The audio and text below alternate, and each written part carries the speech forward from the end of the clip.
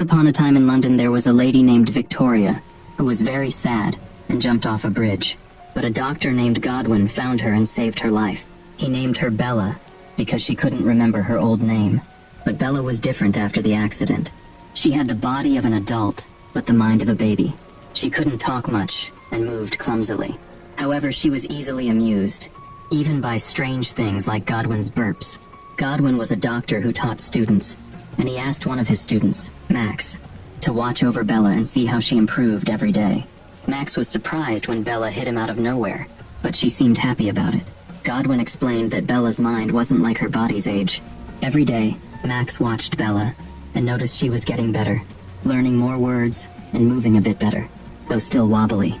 Godwin was pleased with her progress and wanted to know everything about it. At night, Bella asked Godwin if he was her dad. He lied, saying her parents had passed away and left her with him. As Bella grew more curious about the world, Godwin kept her indoors, not wanting her to explore too much. But one day, Bella threw a fit, so Godwin took her and Max to the woods. Bella was thrilled but had trouble being gentle with nature. Max becomes increasingly suspicious of Godwin's overprotectiveness towards Bella, and decides to confront him. Godwin explains that he needs to limit Bella's exposure to outside influences to ensure the accuracy of the experiment. However, when Bella becomes violent after being denied a walk, Max realizes something is seriously wrong. He searches Godwin's office and discovers drawings of a brain transplant surgery. Confronting Godwin, Max threatens to expose him unless he reveals the truth. Godwin confesses that he revived Victoria by transplanting her unborn child's brain into her body, creating Bella, who has no knowledge of her past life. As Bella rapidly develops, Max becomes concerned about her inappropriate self-touching and warns her against it. Later, Godwin suggests that Max marry Bella, but Max is hesitant, thinking Godwin wants her for himself. However, Godwin reveals that he is a eunuch and believes Max would be the best partner for Bella.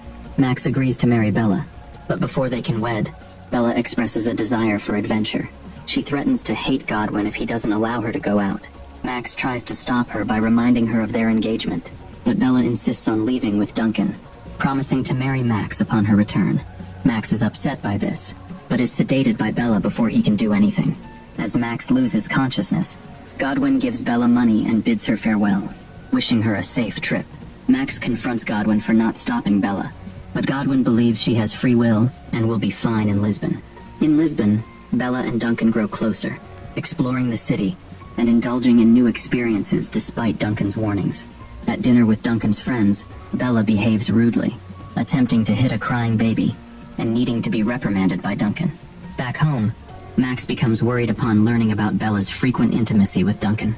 In Lisbon, Bella enjoys exploring alone, but worries Duncan by disappearing during dinner. She's upset with Duncan's lack of enthusiasm for her adventures. They dance awkwardly before a jealous Duncan confronts a man Bella was flirting with. After making up, Duncan is dismayed to find Bella got a tattoo from another man. Meanwhile, Godwin faints, worrying Max, who suspects it's because Bella left. But Godwin insists he must move on and start a new project. Duncan takes Bella on a cruise ship for more adventures, but she feels let down and escapes to befriend Martha and Harry. Duncan proposes, but Bella declines, having only traveled for fun, which upsets Duncan. Back home, Godwin and Max work on a new experiment named Felicity. On the ship, Bella rapidly learns from books and discussions, broadening her perspectives.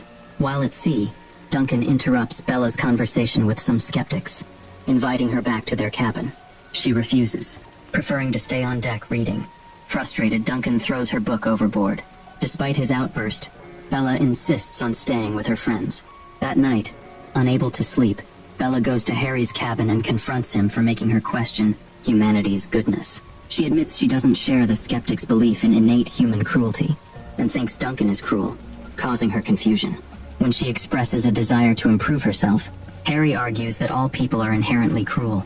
To prove his point, he takes Bella to see the poverty in Alexandria's slums, which distresses her.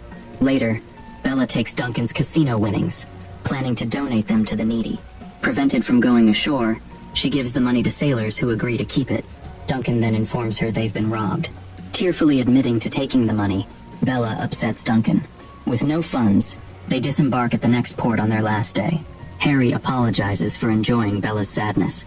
She becomes hopeful, realizing she can make a difference in the world through understanding. In Marseilles, Bella takes Duncan, who is now penniless, through Paris, where they meet Madame Swanee. Bella decides to become a courtesan to earn money.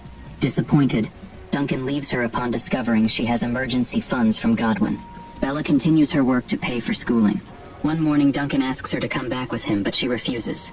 Meanwhile, Godwin asks Max to find Bella before he dies. When Bella visits Godwin and Max, she learns that her pregnancy was terminated through an implanted brain detonator. Shocked, she realizes the truth when she sees her scar. Wanting to understand her past, Bella decides to revisit the bridge where she jumped. Upon returning home, Bella angrily confronts Godwin, blaming him for creating her.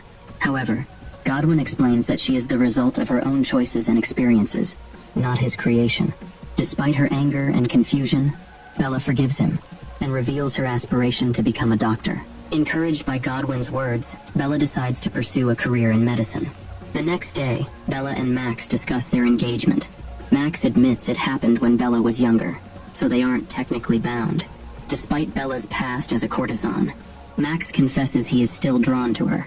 Max acknowledges Bella's autonomy over her body, which she appreciates, and asks her to marry him, which she accepts.